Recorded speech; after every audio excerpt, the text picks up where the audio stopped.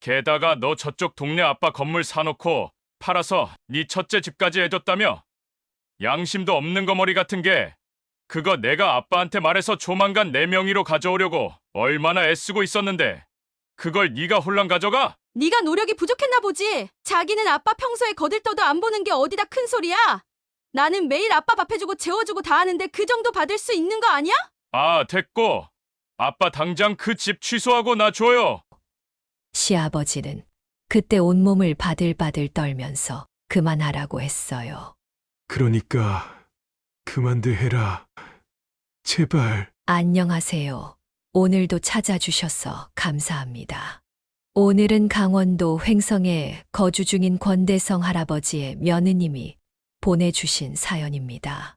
처음에 들어보셨던 것처럼 권대성 할아버지와 가족 간에 무언가 굉장히 큰 사건이 있었던 것 같은데요. 무슨 일이 있었는지 제보된 사연 읽어드리겠습니다. 들어보시고 권대성 할아버지 며느님께 따뜻한 위로든 따끔한 조언이든 해 줄 수 있는 말이 있으면 말씀해 주시길 바랄게요. 이야기를 들으시면서 여러분의 경험에 비추어 볼 때 이런 상황을 어떻게 해결하셨는지, 혹은 주변에서 비슷한 경험을 한 분이 계셨다면 그분들은 어떻게 대처하셨는지 공유해 주시면 좋겠습니다. 좋아요와 구독 그리고 알림 설정 눌러주시면 올라오는 사연 함께 들어보실 수 있습니다. 그럼 사연 바로 읽어드리겠습니다. 안녕하세요, 여러분. 오늘은 여러분과 나누고 싶은 제 이야기가 있어 이렇게 사연을 보내봅니다. 한 인생을 책임진다는 건 참 막중한 임무이자 어려운 미션이죠. 아마 아이를 키우고 있는 부모님들이라면 자식을 키우는 일이 얼마나 어려운 일인지 잘 아실 겁니다. 자식이 부모가 되어봐야 그 부모 마음을 이해한다고 하잖아요. 저도 아이를 낳기 전까지는 이 말을 깊이 이해하지 못했는데, 이제 제가 부모가 되고 또 제 부모님을 봉양하는 위치에 있으니 이 모든 말이 점차 이해가 되기 시작했어요. 그리고 특히나 저희 시아버지를 보면서 부모가 되기란 참 어려운 일이라는 생각을 많이 하게 되었죠. 지금부터는 저희 시아버지 이야기를 조금 해볼까 해요. 주변 많은 지인들이 저희 시아버지 이야기를 들으면 눈물 없이는 들을 수 없다고 하거든요. 공감이 가면서도 한편으로는 안타까운 저희 시아버지의 삶. 지금부터 이야기를 시작해 보겠습니다. 저희 시아버지와의 인연은 당연히 남편을 만나면서 시작되었어요. 남편과 저는 강원도에서 태어나 그곳에서 자랐습니다. 동네가 워낙 좁아서 서로 지나가다 얼굴을 아는 사이였죠. 남편과 저는 연애를 하기 전까지 그저 얼굴만 아는 동네 오빠, 동생 사이였을 뿐 왕래가 많지는 않았어요. 친구들 무리해서 놀다가 가끔 같이 놀면서 얼굴을 익힌 정도였고, 그때마다 느낀 건 참 착하고 순둥이 같은 성격이 좋다는 것이었죠. 그러다가 우연히 동네 고향 친구 결혼식 뒤풀이에서 또 만나게 되었고, 그때부터 점차 친해지면서 연인으로 발전해 결혼까지 하게 되었어요. 만나는 동안 이 사람은 제가 알던 그대로 정말 순둥이더라고요. 때가 많이 묻지 않아서 무엇이든 계산적으로 행동하지 않아 정말 좋았어요. 특이하게도 제가 연애를 하면서 시댁을 겪어보니 이 시댁은 참 특이한 집안이었어요. 동네에서도 알부자로 통하던 시댁은 소도 많이 키우고 있었고 빵도 굽는 가게가 있어서 우리 동네에서는 꽤나 잘 사는 집안으로 통했어요. 반면에 저희 집은 2층짜리 건물을 소유하고 있었지만 서울과는 시세가 많이 달라서 그리 부유한 편은 아니었어요. 그래도 1층에서 소고기집을 운영하고 2층에서 살면서 크게 어렵지는 않게 자랐어요. 두 부모님은 동네 주민답게 이미 서로 잘 알고 있는 집안이었기에 결혼 허락도 쉽게 받을 수 있었죠. 제가 시집 가기 전에 저희 엄마가 저한테 딱 한마디를 하셨어요. 너 시아버지 될 사람 대하기 많이 어려울 거야. 우리 동네에서는 알부자의 바른 사람으로 통한다고는 하는데 집안에서는 엄하기로 유명한 사람이야. 내가 그게 마음에 걸려서 결혼을 말려볼까 싶었는데 그래도 시아버지가 교양 없는 사람은 아니라서 보내는 거니까 이거 잘 기억해. 시아버지 될 사람 상당히 엄하고 까다로운 사람이라는 거. 대신 안 사도는 사람이 참 좋아. 몸이 좀 약하긴 해도 젊을 때는 온 동네 힘든 일은 두 팔 꺾고 나서서 도와줬던 사람이야. 지금이야 뭐 나이 들면서 몸이 워낙에 약해진 것 같긴 한데 그래도 이제 결혼하면 네 부모나 마찬가지니까 잘 모셔. 힘들면 엄마도 있으니까 와서 말해. 알았지? 알았어. 엄마, 안 그래도 저번에 인사드리러 갔는데 시어머니는 진짜 몸이 좀 약하신 것 같더라고. 지나다니면서 얼굴 뵐 때보다 살도 많이 빠지셔서 보기 안쓰러울 정도야. 시아버진 인사드릴 땐 특별한 건 없었는데 살면서 뭐 겪어봐야지. 그래. 세상에 다 완벽한 사람 없고 성질머리 없는 사람 없다. 네 아빠도 봐라. 한번 빈정상하면 얼마나 성질머리 고약해? 그러니까 네 아빠를 본다고 생각하면서 시부모님한테도 잘해드려. 저희 엄마는 늘 어른 공경을 중요하게 생각하셨기 때문에 제가 시집 갈 때도 시부모님께 잘하라는 이야기를 하셨어요. 대신에 시아버지가 많이 까다로운 사람이라는 것도 알려주셨죠. 근데 정말로 제가 겪어보니 시아버지는 많이 까다롭고 엄하신 분이셨어요. 저희 신혼집은 시댁과 친정 중간거리쯤에 구에서 왔다 갔다 하고 있었는데요. 한 번씩 시댁에 가거나 동네에서도 길 가다 마주치면 저희 시아버지는 늘 무뚝뚝하게 저를 대하고는 하셨어요. 제가 시댁에 가서 인사를 드리면 시부모님의 반응은 다르게 돌아왔죠. 어머니, 아버님, 저 왔어요. 그래. 우리 며느리 왔니? 시아버지 방에 계신다. 인사드리렴. 아버님, 저 왔어요. 방에서 쉬고 계셨어요? 난 쉴 테니 볼 일 보고 가라. 남편과 연애 때는 가족 이야기를 별로 안 했었는데 결혼하고 나서 제가 워낙에 시댁 가족들이 특이하게 느껴지다 보니 도대체 어떻게 자랐길래 형제들이 하나같이 다 그러는지 물어봤었어요. 이야기를 들어보시면 저희 시댁이 얼마나 특이한지 이해하시게 될 거예요. 우선 저희 시숙들과 큰형님은 모두 출가해서 서울에서 지내고 있었고, 둘째 형님은 같은 강원도에서 한복집을 운영하고 있었어요. 그런데 이 세 사람 모두 하나같이 정상적인 사람이 없었답니다. 먼저 첫째 시숙은 정말 망나니 중에서도 상망나니였어요. 한 번은 제가 친정에서 소고기 좋은 부위가 나와서 시댁에 가져다 드리려고 했던 적이 있어요. 그런데 시댁 마당에서 이상한 소리가 들리는 거예요. 봤더니 시숙이 그 약한 몸을 하고 계신 시어머니를 붙들고 매달리고 있더라고요. 그러면서 시어머니에게 하는 말이 이랬습니다.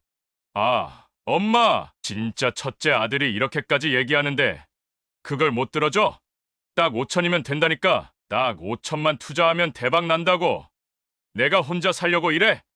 이게 다 내 부인이랑 처자식 먹여 살리고 엄마 아빠 호강시켜주려고 그러는 거 아니야. 그러니까 아빠 몰래 5천만 좀 줘보라고. 아이고, 정말 왜 이러냐. 없다니까. 돈은 죄다 아빠가 관리하는 거 알잖아. 엄마 힘들다. 힘들어. 아빠 오시기 전에 빨리 돌아가. 난 못 들은 걸로 할래. 아, 진짜 욕 나오게 하네. 그러고도 내 부모라고 할 수 있어? 당신이 내 부모라고 할 수 있냐고. 자식이 돈 좀 필요하다는데 그걸 못 해줘? 저는 점점 시숙의 언성이 높아지고 시어머니가 힘들어 하시는 게 보이길래 얼른 쫓아서 말리려고 했어요. 그런데 말릴 틈도 없이 시숙은 제 분에 못 이겨 시어머니의 팔을 잡고 한참 흔들다 아예 어깨를 밀쳐서 넘어뜨리고 말았어요. 저는 놀라서 시어머니께로 다가갔고 시숙은 제분에 못 이겨 시어머니 상태가 눈에 보이지도 않는 듯 했습니다. 아주버님, 뭐 하시는 거예요? 다짜고짜 찾아와서는 이게 웬 행패예요? 어머님, 지금 넘어지신 거 안 보이세요? 제발 정신 좀 차리세요. 요즘 같은 세상에 투자 뭐 아무나 하는 건 줄 아세요? 뭐요? 말 다 했어. 재수 씨, 이 사람이 보자 하니까 하여간에 내가 막내 놈이 동네 총구석 여자 만나 결혼한다고 할 때부터 알아챘어야 했는데 뭣도 모르는 까불어? 당신이 뭔데 참견이냐고? 제가 왜요? 제가 왜 꺼져요? 아주버님이나 꺼지세요. 당장 안 가시면 저 시아버지 모시고 올 거니까 알아서 하세요. 저는 외출해서 안 계시는 시아버지까지 불러들일 작정으로 시숙과 싸웠고, 시숙은 그 자리에서 시아버지를 부른다는 소리에 주랭랑을 치고 도망가 버렸어요. 하지만 결국 시숙은 시아버지에게 된통 혼나고 말았답니다. 왜냐하면 그날 시숙의 행동으로 이내 시어머니에게 큰 일이 터져버렸거든요. 아가, 나 모질어 나겠다. 엉덩이가 왜 이렇게 아프냐? 아이고, 아이고. 어머님 왜 그러세요? 못 일어나시겠어요? 아, 어떡해. 잠시만요. 119 부를게요. 결국 시어머니는 시숙 때문에 넘어질 때 엉덩이에 금이 가버렸고, 그로 인해 병원에 입원까지 하게 되었어요. 그때 저는 너무 화가 나서 시아버지께 모든 걸 다 일러 바쳤습니다. 아버님, 어머님 그냥 넘어지신 게 아니에요. 아주버님이 서울에서 오셔가지고는 시어머니한테 당장 5천만 원 내놓으라고 행패 부리다가 어머님이 못 해주겠다고 하니까 제분에 못 이겨서 확 밀어버려가지고 어머님이 넘어지신 거예요. 제가 다 봤어요. 뭐야? 내 이놈 자식을! 시아버지는 곧바로 시숙에게 전화를 걸어서는 당장 내려오라고 호통을 치셨어요. 물론 다른 사람이 봤을 때 이를 왜 더 키웠냐 할 수 있지만 사실 시숙이 이렇게 뒤에서 시어머니께 행패를 부린 건 이번뿐만이 아니었어요. 꼭 비겁하게도 시아버지가 안 계신 틈을 타서 어머니께 와서 행패를 부렸고, 그때마다 저와 제 남편이 알고는 어르고 달래다가 나중에는 싸우기까지 했었지만 시숙에게는 전혀 통하지 않았습니다. 그러다 결국에는 이런 선 넘는 짓까지 하게 되어 제가 큰 맘 먹고 저지른 일이었어요. 저희 시숙이 시아버지만큼은 굉장히 무서워했기 때문에 그날 바로 내려와서는 호되게 혼이 났습니다. 시아버지도 화가 나서 시숙을 때리려 했지만 다행히 저희 남편이 말리면서 일단락이 되었어요. 이외에도 무수한 에피소드가 있지만 저희 첫째 시숙에 관한 간단한 에피소드는 이러합니다. 그리고 큰형님도 만만치 않은 에피소드가 많이 있어요. 저희 큰형님은 어릴 때부터 동네에서도 날라리로 유명한 사람이었는데요. 워낙에 동네가 좁아서 한 동네만 지나가면 아는 얼굴들이 많은 곳이었기 때문에 저는 큰형님도 먼 발치에서 어떤 사람인지 대충 알고 지내고 있었어요. 그러다 결혼해서는 얼마나 더 개차반인지 알 수 있었죠. 한 번은 명절 때 온 가족이 다 시댁으로 모인 적이 있었습니다. 시아버지가 워낙 가부장적인 부분들이 있었기 때문에 명절이나 집안 행사가 있으면 항상 다 같이 모여서 식사라도 함께하며 모임을 가졌었는데요. 그때마다 온 형제들의 자녀들까지도 다 모였었기 때문에 꽤나 큰 모임이 되곤 했었어요. 저는 모임 때면 늘 식사를 손수 준비하시는 시어머니를 옆에서 거들었는데 저희 큰형님이나 작은형님은 일체 거들떠도 보지 않았습니다. 늘 밥때가 되며 와서 밥 먹고 한참 웃고 떠들다 가며 끝이었어요. 뒷정리도 그래서 남편이 다 해주고 설거지까지 마무리해줄 정도였죠. 그리고 큰형님도 만만치 않은 에피소드가 많이 있어요. 저희 큰형님은 정말 철딱서니가 없었죠. 한 번은 명절에 또 내려와서 한참 밥을 먹고 있는데 큰형님이 갑자기 손뼉을 탁 치며 이렇게 이야기를 하는 거예요. 어머, 이 그릇 너무 예쁘다. 엄마, 이거 엄마 거야? 아니, 이런 예쁜 그릇은 또 어디서 났대? 나 안 그래도 요즘 그릇 모으는 취미 있었는데 이거 내가 가지고 가면 되겠다. 아무래도 이런 총구석보다는 우리 집에 더 잘 어울리지 않겠어? 엄마, 나 이따가 집 갈 때 이걸 좀 싸줘요. 가지고 가게. 큰형님이 말하는 그릇은 제가 시어머니 생신 때 기분 전환하시라고 선물해 드린 그릇 세트였고, 그걸 아무렇지도 않게 달라고 하는 큰형님이 얄미웠습니다.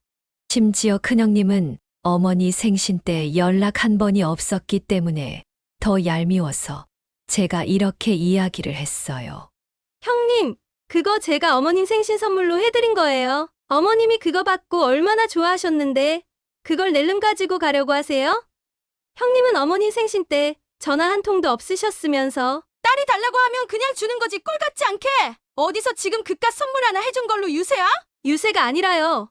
사실을 말씀드린 거예요. 어머님이 이거 받고 얼마나 좋아하셨는데 그걸 뺏어가냐 말을 하는 거라고요. 어머님, 이거 형님 절대로 주시면 안 돼요. 아셨죠? 이거 형님 드리면 저 진짜 엄청 서운해할 거예요. 시어머니는 저와 큰형님의 대립에 난감하신 듯 했어요. 그때 이 대화를 정리하신 것도 저희 시아버지였습니다. 아, 그만들 못해. 어디서 밥상머리 앞에서 싸우고들 난리야. 둘째, 너는 모자란 게 있다고 너네 엄마 걸 뺏어가길. 다들 조용히 해. 밥 먹고 있는데 정신 사납게 싸우고 있어. 저희는 시아버지의 역정에 둘 다 입을 꼭 다물 수밖에 없었어요. 근데도 꾸역꾸역 큰형님은 시어머니에게 그릇을 뺏어가려고 하길래 제가 안 된다고 우겼어요. 결국은 못 가지고 가시긴 했지만 그걸로 엄청 삐져서는 한동안 시어머니한테 연락도 안 했다고 하시더라고요. 진짜 기가 찼습니다. 사람이 철이 없어도 유분수지 어떻게 그렇게까지 철이 없는지. 여기까지가 저희 큰형님 이야기고 저희 둘째 형님도 멀쩡하진 않았어요. 저희 둘째 형님은 보통 집안에 관심이라고는 없었습니다. 항상 아버님의 성화에 못 이겨서 시댁에 오긴 해도 늘 말 한마디 없이 밥만 먹고 자리만 채우다 가기 일쑤였죠. 어머님이 엉덩이뼈에 금이 가서 병원에 계실 때도 연락 한 번도 없었던 것이 우리 작은 형님이었어요. 큰형님은 그나마 입방정을 떠는 걸 좋아하는 사람이었기에 전화 와서는 한참 아주버님 욕을 하다가 시어머니 속을 뒤집어 놓기 일쑤였지만, 작은 형님은 냉철 인간이 따로 없을 정도였습니다. 나중에 우리 시어머니가 돌아가실 때도 눈물 한 방울 안 흘리며 갈 사람 간 건데 뭘 그렇게 유난을 떠냐라며 한마디 한 사람이 우리 작은 형님이었어요. 그래서 저는 이 특이한 형제들을 보면서 남편에게 도대체 유년 시절을 어떻게 보냈는지 물어보게 되었고, 저희 남편은 이게 다 엄한 시아버지 영향이 크다고 말을 해주었어요. 물론 자식 막 키우고 싶은 부모가 어디 있겠어요. 그런데 저희 시아버지는 훈육 방법이 좀 세셨던 것 같아요. 매를 드는 건 기본이었고 강하게 키운답시고 자식들에게 눈길을 거의 안 주셨더라고요. 그래서 형제들이 아플 때도 항상 시어머니가 다 케어를 했다고 해요. 그러다 보니 상처받은 작은 형님은 아예 집안에 무관심한 사람이 되었고, 첫째 시숙과 큰형님은 그냥 엇나간 것 같았어요. 그나마 저희 남편은 위에 3명의 형 누나들 때문에 부모님이 얼마나 힘들어 하셨는지를 알고 있었기에 어긋나지 않고 잘 큰 케이스였죠. 그 이야기를 들으니 나머지 형제들이 이해가 가긴 하더라고요. 하지만 또 시부모님도 생각해보면 부모의 역할이 정답도 없고 쉽지도 않다는 걸 많이 느꼈기에 이들 모두 안타깝기까지 했었어요. 그러나 이들의 골은 너무 많이 깊어져 있어서 제가 어떻게 할 수 있는 수준이 아니었어요. 결국엔 제가 결혼 생활하면서 시끄러운 일들은 빈번하게 일어났고, 그러다 결정적인 일이 터지고 말았어요. 바로 시어머니의 암이었죠. 평소에 몸이 약했던 시어머니에게 결국 암이 생겨버렸고, 암이 생긴 이후로 치료를 손써보기도 전에 돌아가셨어요. 저는 시어머니를 간호하며 항상 옆에 있으려고 했는데, 그때도 저희 남편 외에는 어느 자식도 하나 들여다보는 사람이 없었습니다. 그때 저희 시아버지는 정말 많은 생각이 드는 것 같더라고요. 한 번은 저희 남편이 울면서 집에 들어오길래 물어봤어요. 여보, 왜 그래? 왜 울어? 무슨 일 있었어? 여보, 아빠가 너무 많이 약해지셨어. 엄마 아파서 오늘 내일 하는 거 보기도 힘든데, 형이랑 누나들 중에 누구 하나 연락해서 신경 쓰는 사람이 없으니까 마음이 많이 어려우신가 봐. 아까 병원에서 엄마 주무시는 거 보고 나오면서 집에 잠깐 들러서 아빠랑 밥이라도 같이 먹고 오려고 갔는데 울고 계시더라고. 나 보자마자 미안하다고, 본인이 정말 우리들을 잘못 키운 것 같다고 아이같이 우시는데 진짜 가슴이 미어지더라. 나 우리 아빠 불쌍해 죽겠어. 우리 아빠 우리한테 그렇게 잘못하시지도 않았어. 우리 내면 키운다고 열심히 속 키우고 일하시면서 남부럽지 않게 먹고 있게 하시고 결혼할 때도 부족한 것 없이 해주셨단 말이야. 근데 그런 아빠가 너무 약해지셨어. 어떡하지? 마음이 너무 아파. 어머님이 아프시면서 본인 인생을 많이 돌아보셨나 보다. 우리도 자식 키워봐서 알잖아. 얼마나 어려운지. 근데 아버님은 어머니까지 이렇게 되셨으니까 얼마나 더 느껴지시는 게 많겠어. 우리가 더 잘하자. 우리가 아버님께 더 잘하자. 여보, 나도 정말 딸로서 열심히 해볼게. 고마워. 고마워. 여보, 나도 장인 장모님께 정말 잘할게. 정말 고마워. 여보. 남편은 그날 시아버지로 인해서 정말 많이 울었습니다. 그리고 얼마 못 가 시어머니는 돌아가셨고, 그 이후부터 이 집안의 비극이 본격적으로 일어나기 시작했어요. 시아버지는 어머니가 아프셨을 때부터 조금씩 마음이 약해지시더니 어머님이 돌아가신 이후로는 완전히 이빨 빠진 호랑이가 되어 그냥 동네에 돌아다니는 노인과 다름없으셨어요. 원래 시아버지는 멋쟁이, 기질이 있어서 옷도 멋스럽게 잘 입으셨고 항상 당당하면서도 근엄하게 다니시는 분이셨죠. 하지만 어머님 장례 이후로는 거의 삶을 포기한 사람처럼 사셨어요. 이때를 노리고 저희 형제들은 하이에나처럼 몰려들어와 시아버지를 이용해 먹기 시작했어요. 평소에 저희 시아버지의 돈을 노리던 첫째 시숙과 큰형님은 아버님이 약해진 틈을 타서 하루가 멀다 하고 서울에서 강원도로 내려와 시아버지를 구슬리기 시작했어요.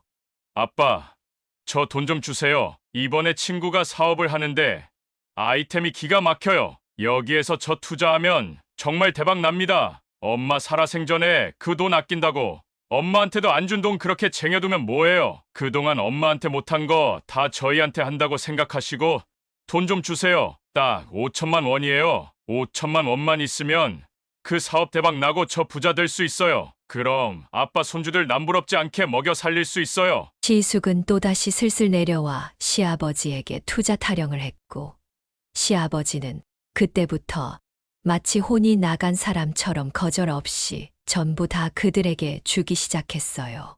원래 남편의 말에 따르면 시숙이 결혼하기 전 총각 시절에 한 번 사업에 실패한 적이 있었는데, 그때 신용불량자가 될 지경에 이를 때에도 시아버지는 본인 인생은 본인이 책임지는 것이라며 눈 하나 깜짝 안 하고 돌아섰다고 하더라고요.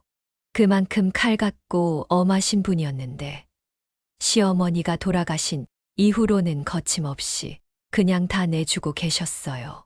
그래서 저랑 남편이 아버님께 가서 얼마나 말렸는지 몰라요. 아빠, 진짜 형 저렇게 돈 다 내주면 안 돼요. 저거 그냥 다 말아먹을 거 뻔히 보이잖아요. 근데 왜 주시는 거예요? 내가 그동안 너희한테 너무 못해서 그래. 그래서 주는 거야. 내가 모르겠니? 근데 이제 나도 더는 악착같이 사는 거, 칼같이 선 긋고 사는 게 지긋지긋하고 힘들어. 그러다 또 네 엄마처럼 한순간에 잃게 되면 나 정말 못 견딘다. 시아버지는 완전히 마음이 약해져서는 저와 남편의 만류가 들리지 않으셨어요. 그러다 이번에는 큰형님이 또 난리였네요. 어느 날 갑자기 큰형님이 짐을 싸들고 강원도로 내려왔더라고요. 그리고는 하는 소리가 가관이었어요.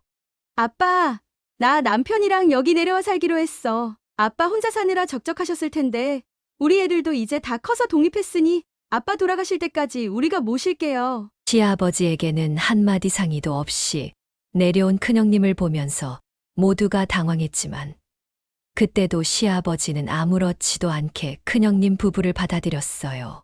저희는 탐탁지 않긴 했지만 사실 저도 일을 하고 있었고 남편도 공무원으로 바쁘게 일하고 있었기 때문에 시아버지 옆에서 모실 수가 없었어요. 큰형님이라도 옆에 두자라는 판단으로 그렇게 하시라고 했습니다. 게다가 그쯤에는 시아버지가 점점 몸이 약해지고 있었기 때문에 더 걱정스러웠고 오히려 일 없이 집에만 있는 큰형님이 집에 있는 게 안심이 되었어요.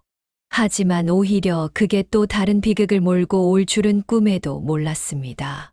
시아버지는 어머님이 돌아가시자마자 소들을 다 팔고 그 돈을 재산으로 모아두셨고 강원도 곳곳에 있는 건물과 땅도 여전히 잘 지키고 있었기에 알부자 타이틀은 그대로 가지고 계셨어요. 하지만 그 타이틀은 큰형님으로 인해 완전히 뒤집어지고 말았습니다. 저희는 워낙에 아버님 재산에는 관심도 없었기 때문에 그 재산을 건드릴 생각도 안 하고 있었어요.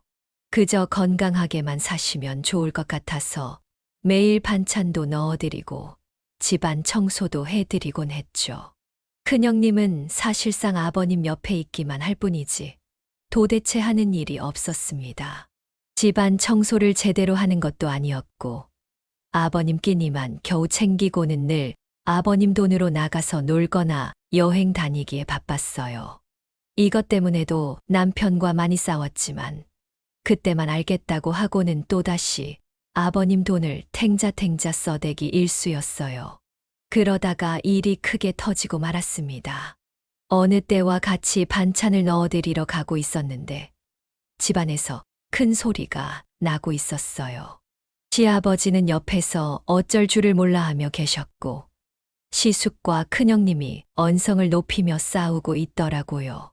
저와 남편은 무슨 일인가 봤는데 정말 그 대화를 들으며 어이가 없었어요.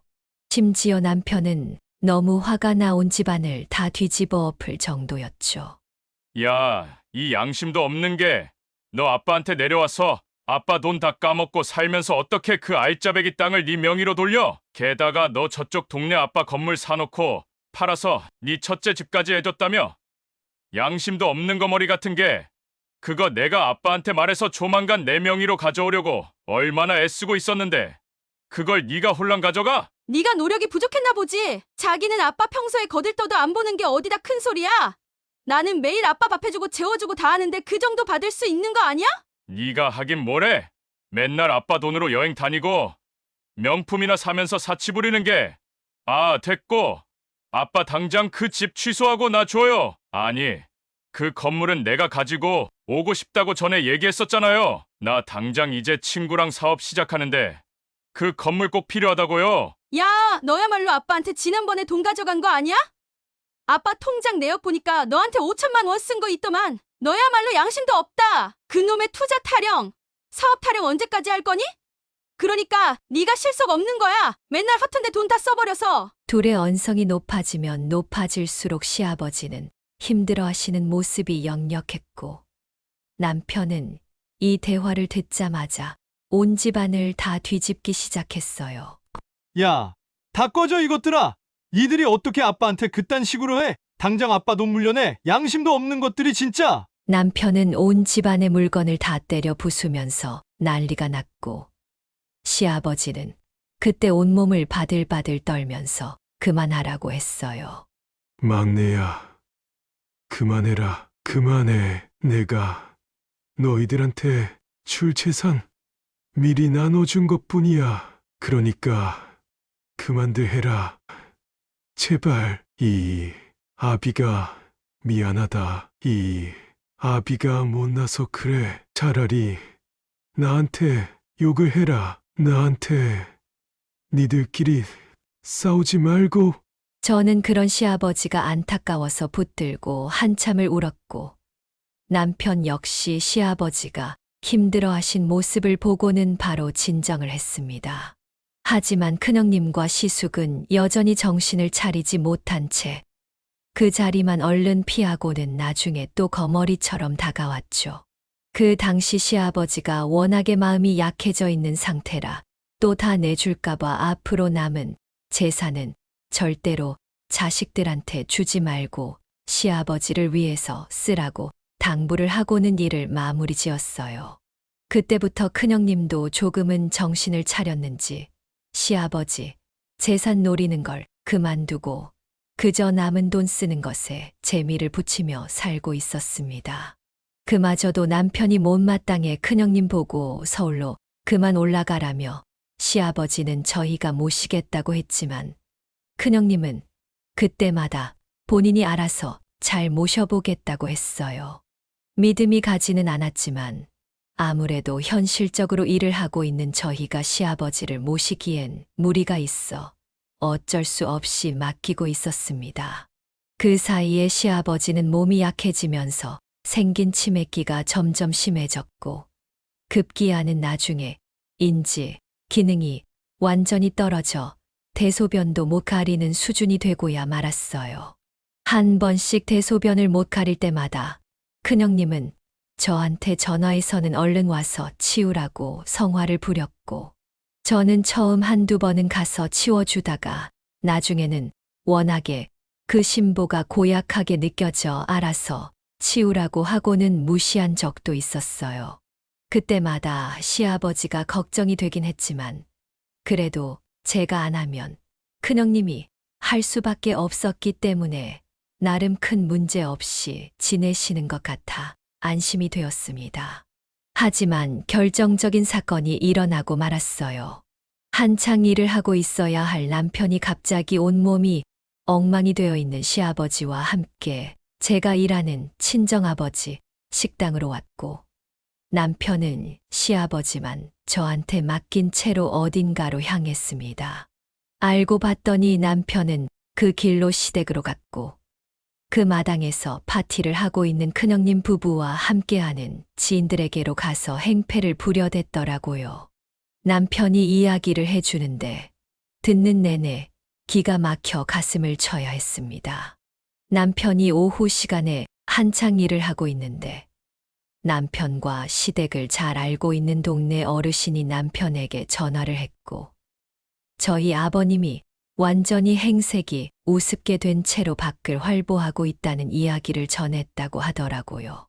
그 길로 남편은 아버님의 치매기가 심해진 이후에 혹시 몰라 설치해 놓은 집 CCTV를 들어봤고 거기에서 아버님이 형님과 지인들이 모여있는 밖으로 나와 그들이 보는 앞에서 대변을 보려고 하는 걸 보고는 형님이 더럽다며 아버님의 등을 후려치고는 밖으로 쫓아냈어요. 아직 노인네에게는 쌀쌀한 봄바람인데도 불구하고 얇은 네이만 입히고는 쫓아내 버린 걸 남편이 모두 다 확인하고는 화가 나서 행패를 부린 거였어요. 저희는 CCTV 소리까지 다 들리도록 해놨었기 때문에 이후의 영상을 제가 확인하면서 보니 남편이 정말 무섭게 했더라고요. 이 짐승만도 못한 것들아, 당장 나가! 나가라고! 굴삭기 가지고 와서 싹 다 쓸어버리기 전에 우리 집에서 꺼져! 남편은 곡괭이까지 들고 와서는 행패를 부렸고 마당에 있던 사람들은 형님 부부나 지인들이나 할 것 없이 다 도망가고 말았어요. 그 이후에도 형님 부부를 저희는 완전히 내쫓았고 형님 부부도 더 이상 아버님 모시는 것도 힘들고 더 빼먹을 것도 없다고 느꼈는지 바로 서울로 올라가 버리더라고요. 어찌나 기가 막힌 사건인지 저희는 그날로부터 시댁으로 들어가서 아버님을 모시기 시작했어요. 아버님은 저희가 오니 안정을 많이 되찾으셨어요. 원래는 요양병원으로 보낼까도 싶었지만 그건 자식으로서 효도하는 것 같지도 않고 또 치매가 너무 심하면 받아주는 요양병원도 없었기 때문에 저희가 모시기로 했어요. 그런데 시아버지는 놀랍게도 저희랑 같이 살자마자 안정을 찾으시더니 양반처럼 확 바뀌셨어요. 화장실도 잘 가리시고 한 번씩 확 올라올 때가 있긴 해도 성질도 나쁘지 않게 잘 지내셨죠. 그걸 보면서 진작에 저희가 모실 걸 싶던 거 있죠. 하지만 아버님은 점점 건강이 약해지고 있었는데 어느 날 남편의 고모에게서 연락이 왔어요. 아버님의 형제들은 외국에서 살거나 먼 지역으로 이사 가서 사시는 형제들이 많이 있었는데 그나마 가깝게 지내던 아버님의 여동생에게서 아버님이 잘 지내시냐며 남편에게 연락이 왔고 건강이 많이 안 좋아지셨다는 소리에 바로 내려오셨더라고요. 시고모님은 아버님을 보자마자 엉엉 우셨어요. 오빠, 이게 무슨 일이야? 그 건강하고 멋진 오빠가 왜 이렇게 노인이 다 됐어? 얼마나 든든한 오빠였는데. 내가 진작 못 와봐서 미안해. 새언니 그렇게 가고 내가 오빠를 챙겼어야 했는데. 동생이 잘못했네. 이 동생이 잘못했어. 미안해. 오빠. 시고모님은 한참을 아버님을 붙들고 우셨고 아버님은 이미 거의 인지 능력이 떨어져 있으셔서 고모님을 보고도 감정 없이 쳐다만 보셨습니다. 그때부터 시고모님이 수시로 내려와 아버님을 함께 돌봐드렸어요.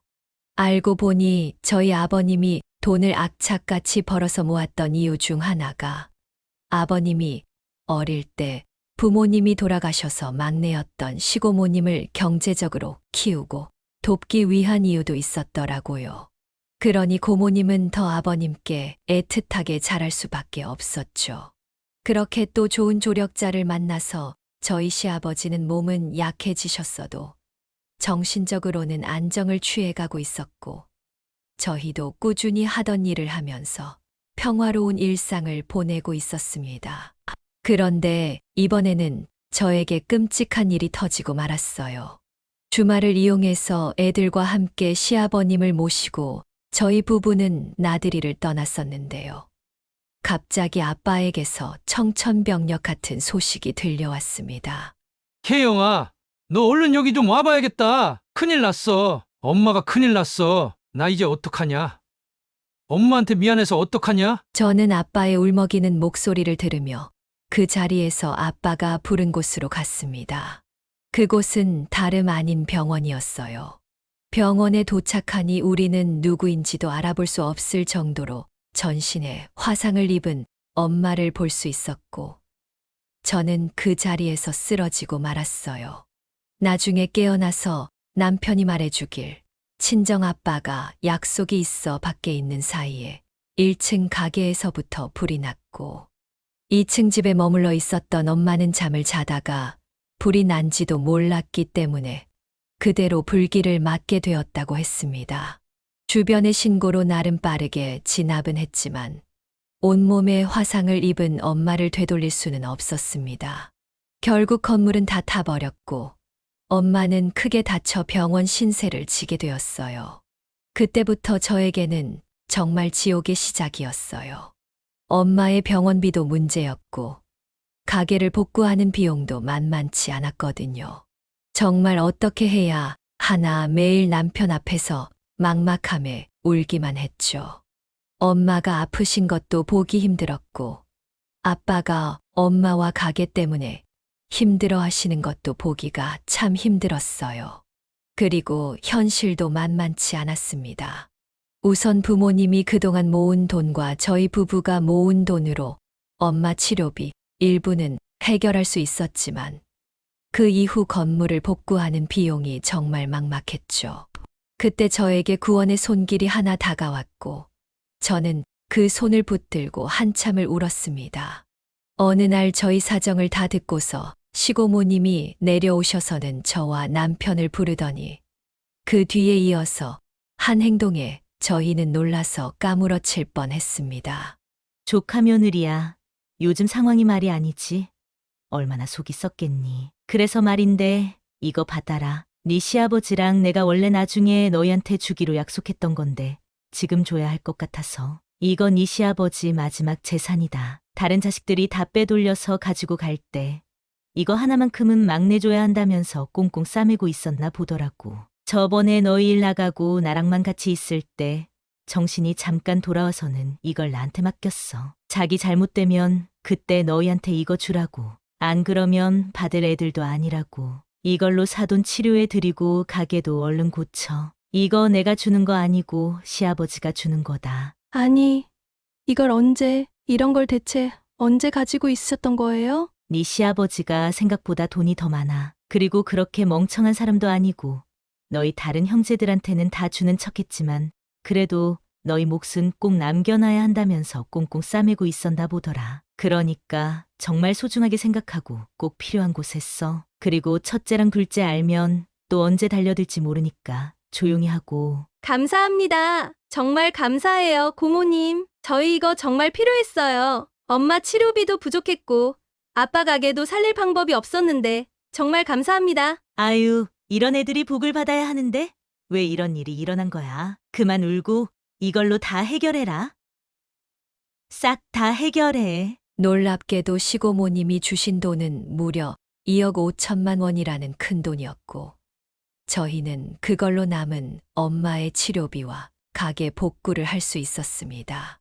저희는 시고모님께 돈을 받고 나서 그 길로 방에 누워 계시는 시아버지에게로 가서 얼마나 울었는지 모릅니다.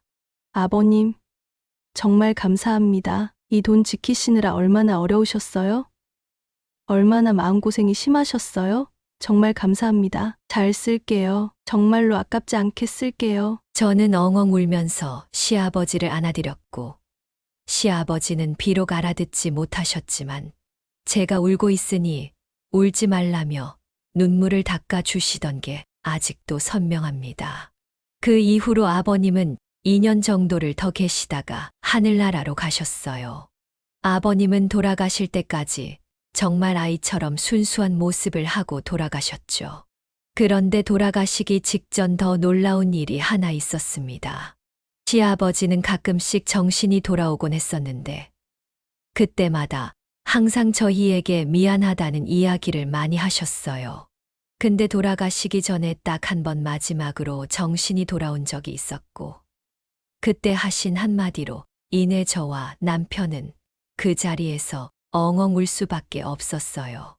아가, 막내야 고맙다. 그리고 사랑해, 사랑한다. 내 자식들이 애비가 부족해서 미안하구나. 애비가 부족해서 미안해. 아버님은 살아생전에 한 번도 하지 않으셨던 말씀을 하셨고, 저보다도 남편은 아버님이 하신 그 사랑한다는 말 한마디에 완전히 무너져서 엉엉 울었어요.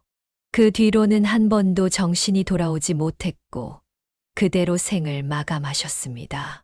시아버지가 돌아가신 이후에도 저희 집에 기적은 계속 찾아왔어요. 시아버지는 아버님이 지내시던 시댁 땅과 집을 모두 저희 남편 이름으로 돌려놨었고, 아버님이 돌아가신 이후에 나오는 아버님의 보험료 수익자도 저희 남편 이름으로 해놓아서 그 모든 돈도 다 저희가 가질 수 있었죠. 하이에나처럼 또 가지고 올 것 없나 파헤치던 큰형님과 시숙은 난리가 났었지만 또 한 번 굴삭기로 밀어버리고 아예 다 없애버린다고 말해버린 남편 덕에 그들은 그걸 다시 가져갈 순 없었어요. 이후 들려온 소식으로는 큰형님이 아버님께 뺏어서 가져간 재산을 큰 시숙의 꼬임에 넘어가 시숙 사업에 투자했는데 결국에는 망해서 모든 재산을 다 탕진한 듯 했어요. 저희 집에까지 찾아와서 돈 좀 달라며 그 이야기를 하는데 누가 누굴 도와주냐며 깜짝할 저희가 아니었어요. 결국 그들은 다시 알거지가 되어버렸죠. 작은 형님은 아버님 장례식 이후에 또 연락 없이 지내고 있고요. 저와 남편은 시아버님이 주신 돈이 아직도 소중해서 쓰지 못하고 있어요. 나중에 더 좋은 집으로 이사가고 우리 애들 키우면서 의미 있게 쓸 생각입니다.